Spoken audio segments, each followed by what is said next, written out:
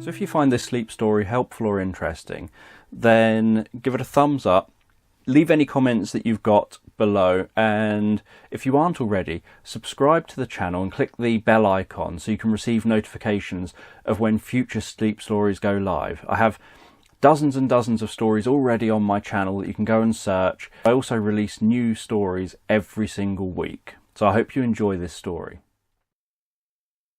So as you take a moment to close your eyes and begin to relax, you can listen along to the sound of my voice. And as you listen to the sound of my voice, I don't know whether you'll drift off asleep faster to my voice, or perhaps to the spaces between my words. And as you begin to comfortably drift asleep, I'm just going to tell this guided sleep meditation in the background. One rainy night, there was a woman canoeing down a river through a jungle. She was going in search of treasure, and she could hear that rain on the canoe, hearing the rain on the river. And the weather was quite still, other than that rain pouring down heavily. And she couldn't see that far in front of her. And she was wrapped up dry with just her face poking out of her clothes. As she paddled down that river, the sound of the paddles pushing through the water as she continued. And it was a dark night here in the jungle. There was no moon to be seen because of the rain clouds, and she could barely make out the shoreline on either side of that river. And she continued to canoe down this river. She had all her equipment in the back of the canoe tucked away dry. And she found that sound of the rain hitting the canoe and hitting the water almost mesmerizing. And she found that rain feeling refreshing. And eventually she felt that she travelled far enough down this river to be able to pull over to the side and set up camp. And so she rowed up onto the shore a little bit, got herself out of that canoe, and quickly dragged that canoe into the trees. And the trees were fairly dense, and she could hear the sound of that rain change from raining on the water and the shoreline to that sound of the rain at a slightly higher pitch, raining on the leaves above, and then the occasional dripping sound from the water that's made it through the trees. And she was surprised at how dense this forest was, to be able to almost completely stop that rain from reaching the ground here. The rain just seemed to be pouring onto the leaves, finding its way down the branches, and most of the rain that made it to the ground was just running down the trunks of the trees. And she pulled that canoe in among the trees. And the first thing she had to do was set up camp. And she had a tent that she could put up in the trees. She had to attach that tent about 6 foot up off the ground around one trunk of a tree, and then around another trunk, and then a third trunk. And then she had to place a ground sheet across the supports, and then the main tent on top of that. And once that tent was put up, she had a ladder that hung down from the tent. She climbed that ladder, and she'd attached the base tight enough for it to be pretty taut, so she could stand on it. She then attached a similar sheet above the tent, just as extra protection for anything perhaps falling down towards the tent. And then hanging down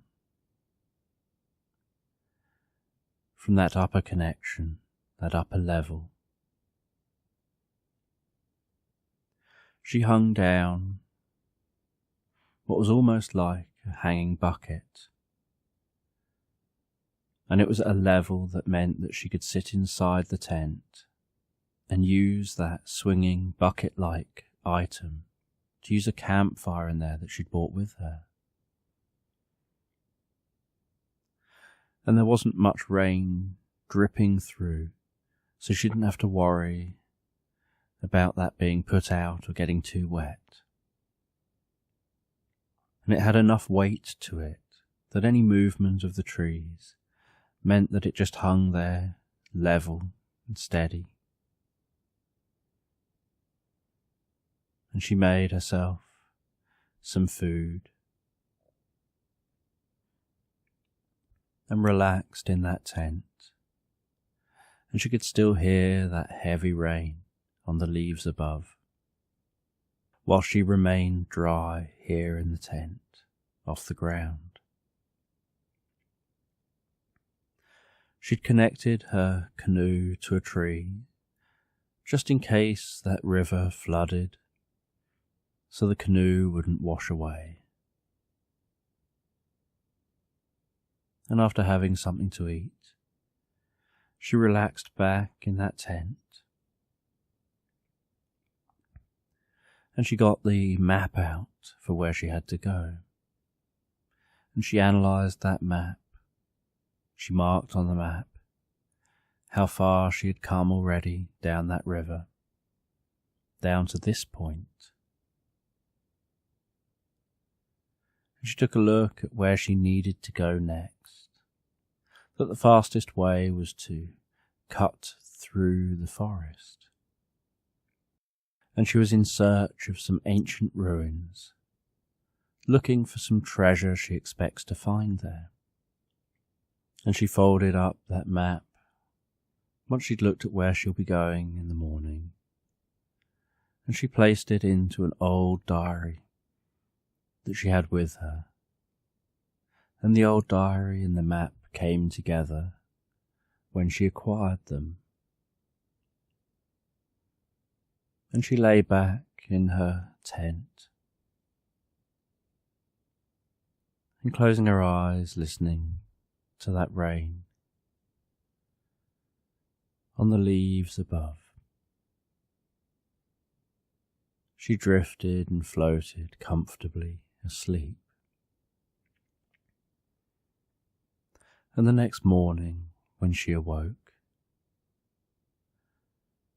she made herself something to eat before taking down the tent. She'd marked on the map her current location, so she knew she could leave that canoe here for now, and that she'd make the rest of this journey on foot. The river curves in the opposite direction to where she needs to go, so the only way to get there is to walk through the forest. And so she then continues her journey, walking deeper and deeper into that forest. And she's aware that with the morning she could hear the sounds of birds in the forest. She could hear the sounds of other animals in the distance. And she could tell that the rain had stopped, and could notice the occasional shard of light dancing through that forest, managing to break through the canopy as the trees gently sway and move in the breeze, as she hears the rustling leaves, walking deeper and deeper into this forest. And after about half day of trekking, she's been making sure she's kept on track. And now she checks the map to see how much further it looks like she's got to go. And she realizes there isn't much further, so she stops for a bit, has something to eat, relaxes by a tree, just resting her back against that tree, eating that food, closing her eyes, taking in the environment, before continuing her journey some more. And as she arrives at her destination, she finds it on the surface to appear a bit underwhelming. She's arrived at some ancient ruins, but the forest has reclaimed this area so well that you can barely notice that something was once here. And she's wondering if where she's looking for is actually here at all. Perhaps the whole thing has been destroyed years ago. Maybe the plants have churned all the mud up, churned this land up so much that what she's looking for may not be where she wants to find it. And she reads some of the diary, reading some of the diary entries about what she should see here. And things have overgrown significantly since the diary was written. But she has a look around and tries to find anything familiar that matches up with the diary. And she can see a wall that seems to match a drawing in the diary,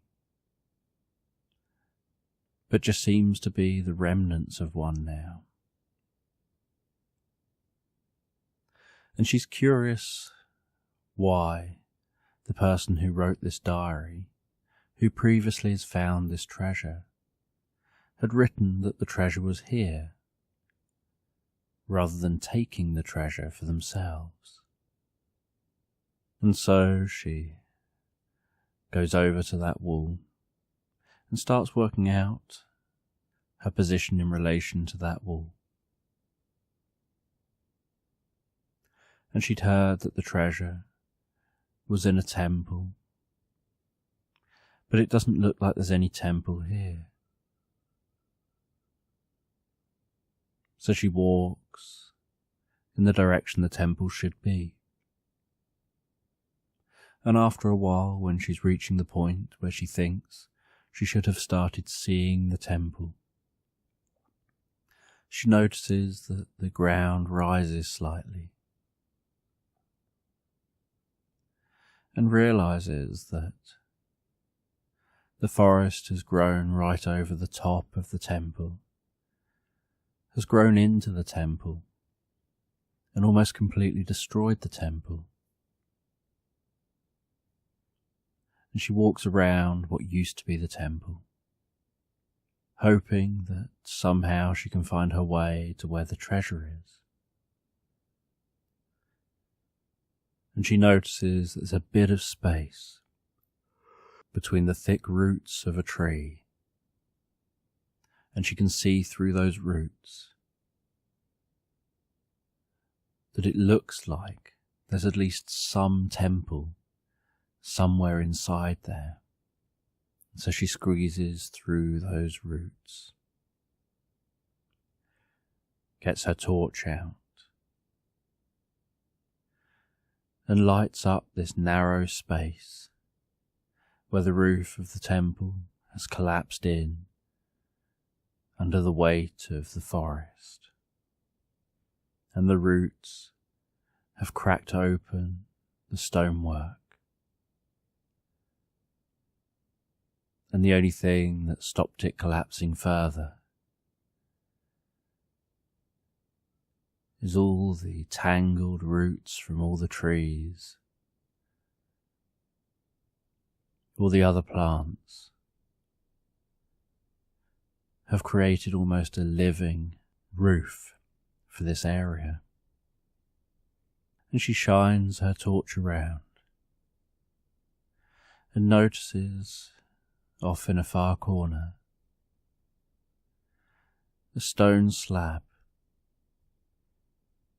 and she recognizes it from the diary as being the slab that covers the entrance to the tunnel that leads to the chamber with the treasure. She goes over to that stone slab. The stone slab is about half her height. And she gets down on the ground, sitting down on the ground, resting her back against the wall, putting her feet up to that stone slab, and she pushes really hard, sliding that stone out the way, hearing that stone grind as it slides out the way, revealing an entrance. And the entrance looks like it is perfectly fine, that it's lower than everything else, so nothing here has collapsed. And she lights the way with her torch and starts crawling through that tunnel to the chamber. And she crawls the short distance through that tunnel and notices how this tunnel seems to be slanted slightly downwards. And it opens out into a chamber, and she drops down into that chamber and is aware that most of this chamber is below the height of the ground. And so this chamber has remained untouched, unaffected by the forest above. And she realizes this chamber was already built underneath the forest. So the forest didn't have to reclaim the space, because the forest was already fully grown above this space. And she shines her torch around the walls. And then she sees, over at the back of this chamber, a stand with a chest on it, and she walks over to that chest. She touches that wooden chest with her hands. She can feel her heart racing slightly faster with the excitement that she's going to open the chest and look inside. And she has a moment's pause. She's been searching for this for so long that she doesn't want this to be over. She's enjoyed the exploration, and then she carefully opens that chest, and inside the chest she can see the most beautiful golden mask. And she picks that golden mask up out of that chest and is shocked by how incredibly heavy that mask feels. And she looks at the back of the mask. She puts the mask towards her face. And as she does so, all of a sudden, she sees through the eyes of the mask and suddenly starts hearing sounds of people around her, and realizes that somehow, looking through the eyes of this mask, she's transported back in time to when this ancient civilization were active here. And she sees through the eyes of the mask those in the civilization talking about what they're doing, placing the mask in the chest, taking that chest to be placed in the chamber. And they're talking about knowledge to be learned. And they're aware that their civilization isn't going to be around much longer. And so they're trying to find ways of passing the knowledge of the civilization on to the future. And they haven't set out to make this mask magical in any way, but somehow it is. And the woman doesn't really understand, but goes with the experience.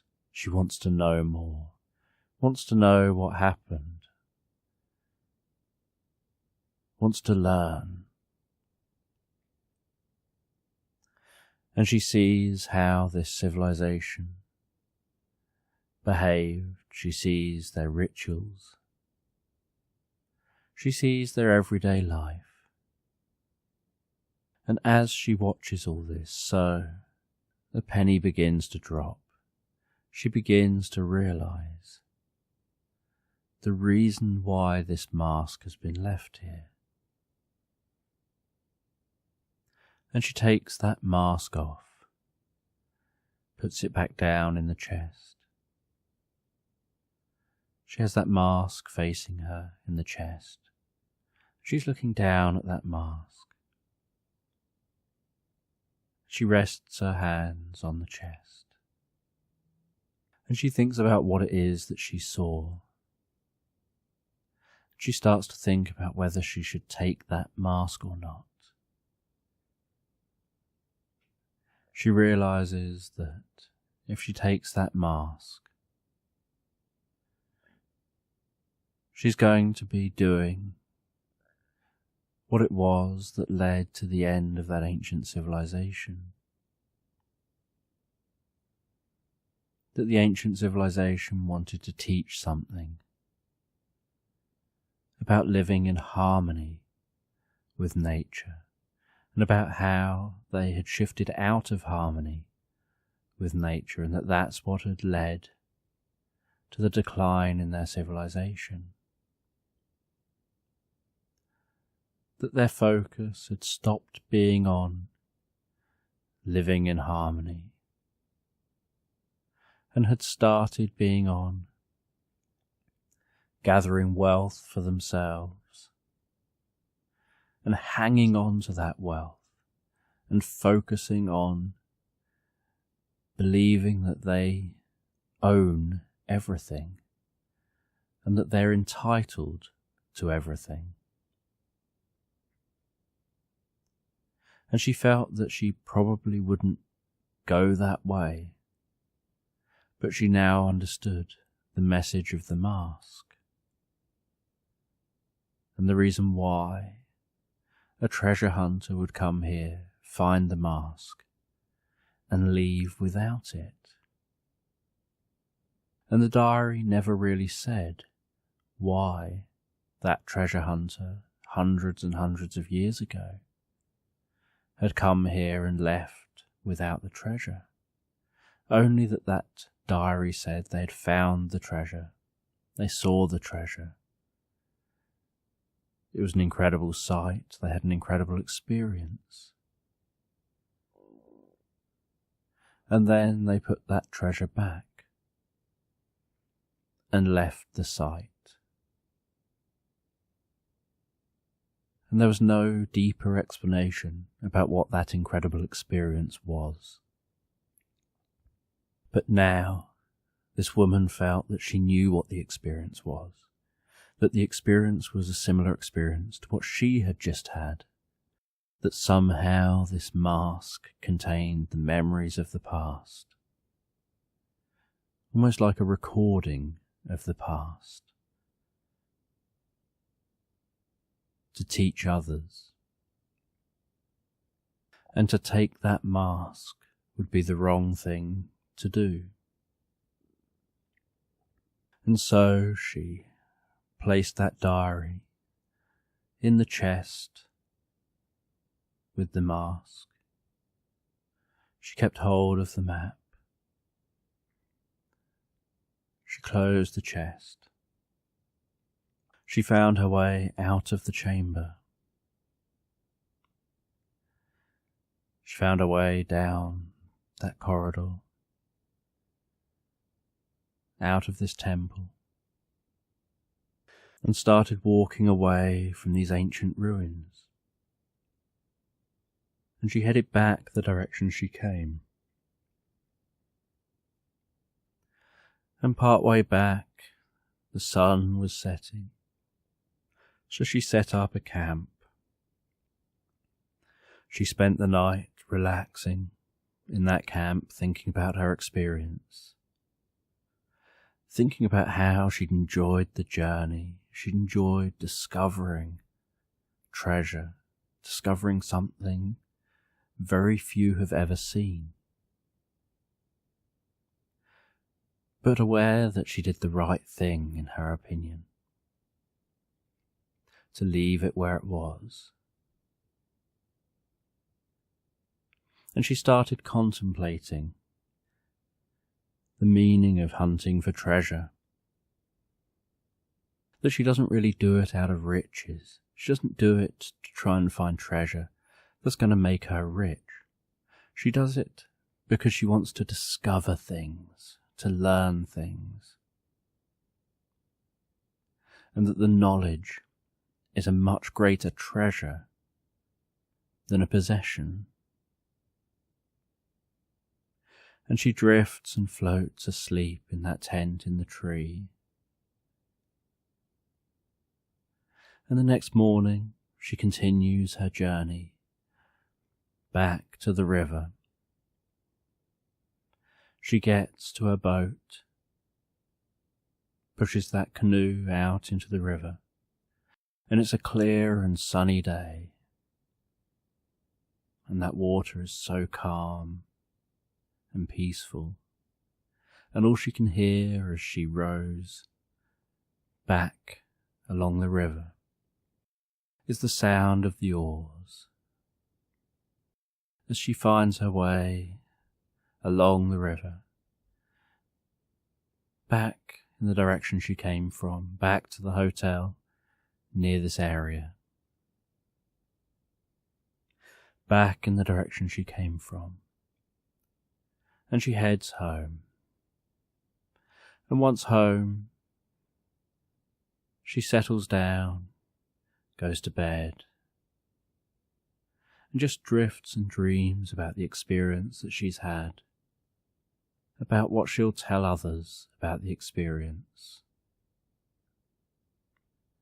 And as she drifts and dreams, so she just floats and relaxes comfortably asleep.